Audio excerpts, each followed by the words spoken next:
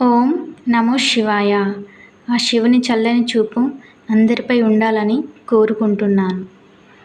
పురాణాల ప్రకారం శివుడు తాను గరళం మింగి మానవాళిని కాపాడిన రోజు మహాశివరాత్రి అని చెప్తూ ఉంటారు. శివరాత్రి రోజున ఉపవాసం ఉండి రాత్రి మొత్తం జాగారం చేస్తే పుణ్యం, మోక్షం లభిస్తుందని వేదాలు చెప్తున్నాయి. దేవతలు, రాక్షసులు క్షీరసాగరాన్ని చిలికేటప్పుడు ఉద్భవించిన హాలాహలాన్ని పరమేశ్వరుడు మింగాడని అనేక పురాణాల ద్వారా తెలిసిన విషయమే. పరమేశ్వరుడు హాలాహలాన్ని మింగడంతో కంఠం నీలంగా మారింది. ఆయనను అప్పటి నుండి నీలకంఠేశ్వర స్వామిగా పిలుస్తారు.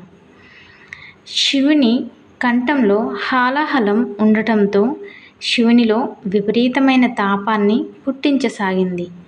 హాలాహలం మింగినప్పుడు దాని ప్రభావానికి శివుడు మూర్ఛిల్లాడంట.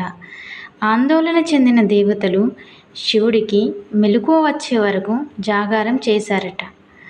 పరమేశ్వరుడు స్పృహలోకి వచ్చేంత వరకు ఆయన కంఠం పైన నీళ్లతో అభిషేకం చేశారని పురాణాల ద్వారా తెలుస్తుంది. మాఘబహుళ చతుర్థి నాడు రాత్రి 12 గంటలకు స్వామి స్పృహలోకి వచ్చారని, అప్పుడు దేవతలందరూ సంతోషించి స్వామివారికి కృతజ్ఞతగా స్వామి కళ్యాణం జరిపించారని శివపురాణంలో ఉంది.